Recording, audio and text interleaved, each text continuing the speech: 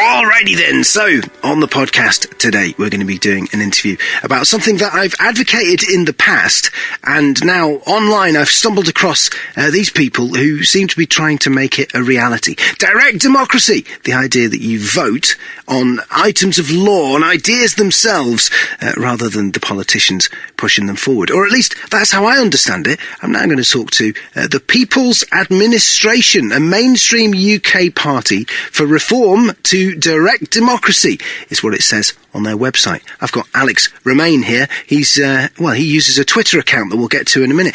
Alex, thanks for joining us, man. Thank you. Thanks for the time. So, quickly explain to everyone what direct democracy is. Okay, contrary to many sort of theories and outlooks on it, if I can just try and keep it as brief as possible, it is not democracy version 2 or 2.0. It is democracy version 1. It's the democracy we've never had. You can't go to version 2 unless you've had version 1. Direct democracy is true democracy. The reason we label it direct democracy is to pull it away from all of the hybrids, distortions, and other attempts at democracy like representative democracy and all the rest of it, so that people actually see it for what it is. This is true democracy. It's self-rule. It's people themselves deciding on the laws that will govern their lives and never electing people to choose that for them. Greek democracy had nothing to do with electing representatives. It never did do. This is a complete fallacy. And representative democracy, despite even what Parliament puts out, didn't actually start, wasn't invented. It was an invention, and it wasn't invented and implemented until 1832. In the UK. It's not been around for thousands of years, and it's not related to the Greek model. It's a complete rip-off and a distortion at best. So really what I'm sort of identifying is that from my perspective, it's no longer just desirable. We need direct democracy. We need a true democracy. This planet needs it. The simple reason for why I sort of believe that is basically because we've got... Well, hang on a minute, Alex, before I let you go down that route, and I'm loving this rant, incidentally, but before I let you go down that route, let me just... how would it work? What is it? You know, for people who've got no idea, how would it in real life work if we could click our fingers and we had a direct democracy in this country? Okay, it's like this real-life conversation, a couple of people talking over a coffee in a coffee shop about a political issue, and they think they have a good idea about what to do with it, but where can you go? Nowhere. In a direct democracy, you would actually be able to upload that idea onto the public voter website for everybody in the country to see and to vote on. So, for example, if you had an idea to do with agriculture, something you thought might help the crippling farming industry, you could just upload that, and then you can market that yourself to your friends in the way that you would market anything on a social, network website. If you've uploaded a video or a picture, you might want people to see it. So you tell them. Well, people would do exactly the same thing with this. They would use their laptop or their phone on the fly, as soon as they get an idea, to upload the policy to the voter website. Everyone else can have a look at it, and then vote the policy up or down the ranks. Anything that sits at the top for a set amount of time can then go forward to the national vote for the whole country to then decide if that should become law or not. That's it. It's as simple as that. That's all there is to it. I'd love to talk more about it, but it literally is that simple. It's that pure. There really is nothing more to it. It's like you and me having a chat. We come to what we think might be a solution. We upload it to see what the rest of the country thinks. And if the rest of the country agrees it might be good to give it a shot, then Let me tell you something, Alex. Here's the thing I find fascinating about this, right? Hearing you explain it, it's so strange to hear, what I've been thinking, what friends of mine have been thinking. To me, this idea has something of the inevitable about it, because it makes so much sense. We have the technology, we have the capacity, and we have an educated populace. Why don't we crowdsource ideas? Absolutely, and we're all online now as well. And I mean, the architecture that we've actually created it uses entire telephony, so it's not just internet-based. This means that people with a landline at phone, pensioners, people that can't get out, people that don't use mobiles, people that don't go online, can still join in.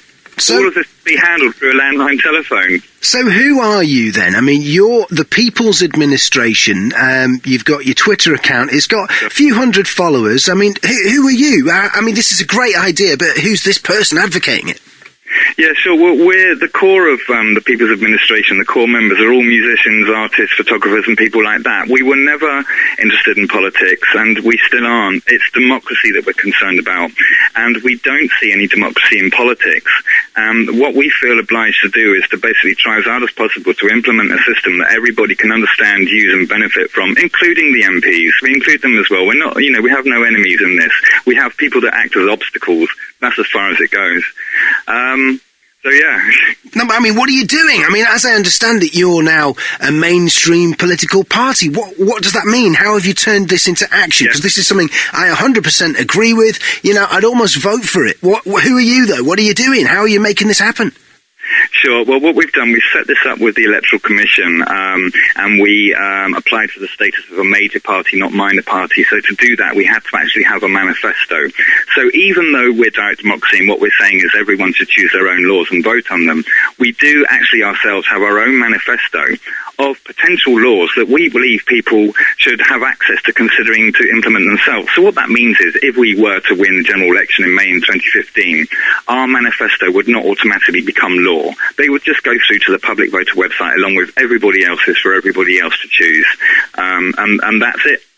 Now, let me tell you why that's interesting, because I've advocated direct democracy before, but I have a number of points of view about how the world works that I would say were not mainstream, and that can sometimes occlude the main argument, which you put across there beautifully, that actually it doesn't matter, no one specifically would be in charge. It'd be like a Wikipedia world law. Absolutely, this is it, and this partly relates to our voting mechanism, which is why, obviously, it's quite difficult for people to understand. It's very difficult for us to explain as well. It's very technical, but basically, being a reformist party that stands for people representing themselves, we cannot ourselves actually have any candidates for people to vote for, because that would actually go against our constitution. Now, being that our constitution has been legally accepted by the Electoral Commission, meaning that if the people did somehow vote for us, that we would have a legal mandate to carry everything out that we want to carry out, then the only way to do this is to actually have people to spoil the ballot in a lawful way that then comes back as a vote for the PA. And that's why we're simply asking people to just, on their ballot, spoil it by writing PA in every available candidate's box and at the top, because according to election law, UK election law, European and election laws held at the UN that the UK is signed up to, a vote for a party is the same as a vote for a representative and vice versa. Right, so if everybody who is registered to vote puts PA on... That's it. Won't they just ignore that? Well, they can't ignore it. By law, they're forced. They have no choice.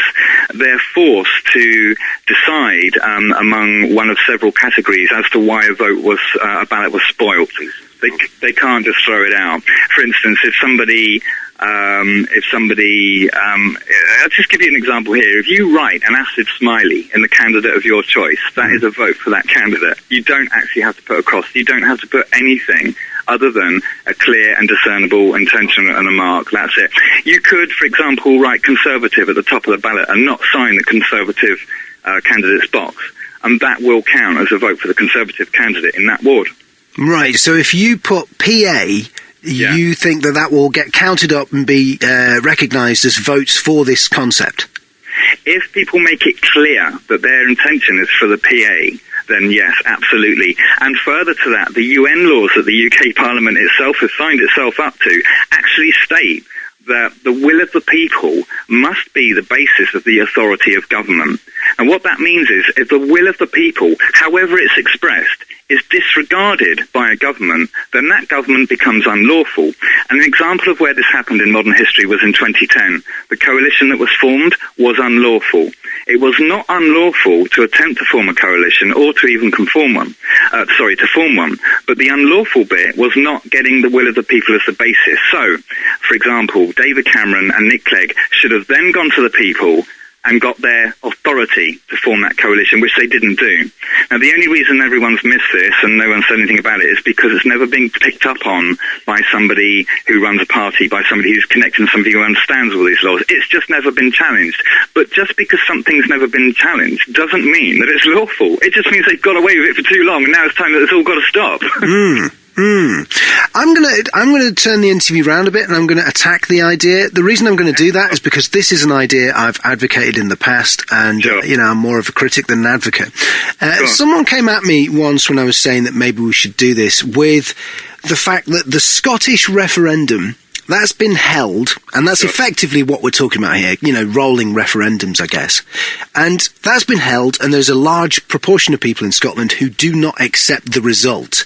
That's right. I wonder, if we were to have nationwide this kind of Wikipedia world that we're talking about, what would be to stop, say, I don't know, the police demanding a pay rise, forming a voting bloc, and then when their will is not done, some form of industrial action, some form of attempt to dominate the nation. Do you see what I'm saying? Yeah, in principle and technically, I don't actually see any problems with that. And the reasons for why is simply this. The police, just like teachers or any other institution, are made up of individuals, made up of people. If those people choose to vote in a coordinated way, I personally consider that to be democratic, because each individual involved in that group vote would have chosen to have done that. Now, the thing is, there's a safety mechanism here, because there's no one institution in this country that is large enough that if it did form a group to cast a block vote, would outweigh the majority of the country. If we take, say, the BBC, for example, with 40,000 employees, if all of those people got together to vote on a particular policy that may just suit themselves and may be a disservice to everybody else, that's not enough people to carry it into law. They've still got to sell that idea to the rest of the country. And at the moment, politicians don't have to do that. It's the other way around. They get bought by people that want to buy laws. Sure, but if you look back to the history of the times that you're talking about, and we kicked off talking about ancient Greece and these kinds of worlds, that's where the idea of the estates and these pillars of society came from, isn't it? And if it were the case that, I don't know, for argument's sake, the army and everyone related to the army said, we need better treatment for our, for our elderly, and we're not going to do our job. So we've lost the vote. We only got 40% for our, give them 20%, whatever it is. And they say, right, well, we don't accept the democratic decision of the people. We're going to down tools. We're not going to do our job. Do you see what I mean? Could it fracture society? Okay. Well, currently, at the moment, legally, they're not able to do that, and neither are the police. They can protest, but the armed forces and the police, even if they want to, and I know that a lot of them do, they're not allowed to strike. It's gross misconduct. They lose their jobs. So whilst they can protest, they can't strike. So in that situation, in a potential direct democracy, if the army or the police wanted to down tools and wanted to go on strike, then the people would have to look and think, well, is that still illegal or not? The people may... Do you see where I'm coming from here? If in a direct democracy the people have already and still decided to maintain that law, that it will be unlawful for the armed forces and the police to strike, then that means that the vote that they would want to put into law just wouldn't be able to happen. It would actually be unlawful. But I mean, I guess what I'm saying is, in effect, this could be the dawning of a form of kind of sectarian warfare, where people belong to these voting blocks and then get all, begrudge the fact that they've never got their way because they don't form a majority or enough of a, chunk to get their way. I don't know, it's just something to think on, I think, perhaps. Oh, no, I agree with you. I see your point. And what I'd actually say is, well, that's going on now, and that's always been going on. But what isn't going on now is the chance for that to be expressed and analysed and managed properly and maturely and honestly and openly and together. This is the thing. Nothing is managed together, and until we start managing things and making decisions together, I don't see how anything's going to start pulling into place. So yeah, I completely get your point, and it's an interesting one. I wonder another thing that I've thought as well. Now anyway. Well, these are not unresolvable. These are just things that I'm chucking your way, because this is an idea that I've had in my mind for a good 10 years. But the other point is, I wonder how would you deal with international relations where maybe governments attempted to directly affect the will of the people rather than, as they do at the moment, dealing and transacting with our leaders? How would you do that? Say if Russia said, I want you to join Russia, and there were enough Russian people to form a voting bloc, or... I'm thinking out loud here, but how would you get around that? Okay, at the moment, it just came to my mind. I don't know how sort of accurate it is, but what came to my mind when you first started with this was sanctions. We're already doing that now. America and the West loves getting out the sanctions toolkit and hitting civilian populations wherever it can to hurt that government. Leaving aside that my view of that is terrorism, because that's quite irrelevant at the moment, but that is my view of it. The example you put is something that happens all the time now anyway, and sanctions is one of the ways, mechanisms through which that happens. But in a direct democracy, no one would be able to do such a thing without the rest of the country agreeing to it. So at the moment, David Cameron and Obama get together and they decide, apparently, on our behalf, that we're going to hit civilian populations in Iran and Russia, for example, with sanctions. Okay? But they're the only ones that have a say on that. I personally don't believe, if we just take this vote as an example, I believe if this was put to a referendum, if Cameron and Obama went to their people and said, should we hit these people with sanctions to get them to take on their governments, I actually don't believe that people would back actions like that. I believe it's only politicians that think like this and behave like this and go for actions like this. I do not believe that people themselves who do not seek careers in the political sphere, who do not seek careers and lifestyles that are oriented in ruling other people, I don't believe they'd vote the same way, because I don't believe they see things the same way, because they don't live the same way and they don't live in the same world. Mm-hmm. And I've worked with many MPs at various levels from various governments over the last 5 years as an activist, totally independent, totally voluntarily, and all I've seen is the same thing. These people just seem to want to control everything around them, and all I can see about that is actually because they're scared. Yeah. They're so scared of the world around them that the only way they can handle living in it is to try and control it. Yeah, I agree with you. I mean, there's one point of view that I've been trying to push for the last few years, which is we need the right to have referendums before war, ballots before bullets, as Kant used to say. Yeah, and I mean, whether it's before wars or after wars, nothing gets sorted until people talk. And being that we know this, I think we should listen to the veterans of World War I and World War II that have always said to us since those wars, look, guys, wars don't work, you've got to get round the table. And our politicians, when they want to get elected, they get these guys out and they go laying wreaths and all the rest of it, and they say, yes, we've got to respect the people that fought for what we've now got. And I think, well, what have we now got? What have you done to what these guys given us? The country that these guys fought for in both world wars, we don't have that anymore. And it hasn't been taken away from us. We've let it go. We've given it away. We've given it to MPs, to politicians. We've made them our masters and our lords and our gods when they're not. They work for us. We're their masters. They have a job because we give it to them. It's that way round. And I really, really believe that people need to wake up and remember that that's the way it is. It's that way round. They work for us. And if they're not doing the job, then we get rid of them. We don't go, all right then, we'll do what you tell us to do. At the end of the day, why should anyone respect anyone who's going to tell them how they've got to live if they're not interested in anyone's opinion about that? I tell you now, I do not live by the law of this country, and I will not do until it's decided by the people of this country. That doesn't mean that I'm a criminal. It doesn't mean that I go out of my way to break laws. It just means that when I make a decision about something I want to do that might affect people, I never consider the law. I consider only how I believe it will affect people. You know what? I tell you this. I mean, I'd be very careful with engaging in a direct conflict there. I'm a law-abiding person myself, just because it makes life a lot easier. But I'll tell you this: Sure. It wasn't a gift. We didn't gift them the right to rule us. It was a loan. At best. I love it. That's a good way of putting it. Well, it's true. You can't really give away your responsibility like that, because no, you can't. Reality will always make you responsible in the end. That's right. With responsibilities, all you can do is accept them or deny them. They're there. You can't get rid of them. That's true. And so if the government tells you to jump off a cliff, do you know what happens? You're going to hit the ground, and when your mummy says, why did you do that? The bigger boy told me to isn't going to cut it.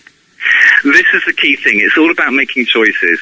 I guess what I'm saying is, well, I've made a choice that I'm not going to live by the law. I'm going to live by what I believe would be best for the people around me. So, for example, if I had enough money to be able to be paying tax that would be substantial, that would matter, I would refuse to pay it, and I would go and give it directly to the causes that I believe needed it, because then that way David Cameron wouldn't be able to take a slice of it. The media gallery in the website is set up specifically for people to be able to catch up on the last 5 years of what the BBC hasn't been telling us about what we've been doing in other countries in a chronological order in about half an hour. All right, well, let me tell you something. The last thing I want is legal action from the BBC. They've already won me one. So, you won't get any. You won't get any. I'm telling you, no one will go near you. The fact that you've given me an interview, they will not go near you. They're too scared. They are all on the run, and they are all completely reliant on the media blackout against the PA. We only have to get through once. Okay, well, I tell you what, I hope you do. And I hope people check out your website, and I've enjoyed chatting to you. Keep it democratic, man. Well, thank you very much for the opportunity and the time. I really appreciate it. Thank you. This is the Cult of Nick.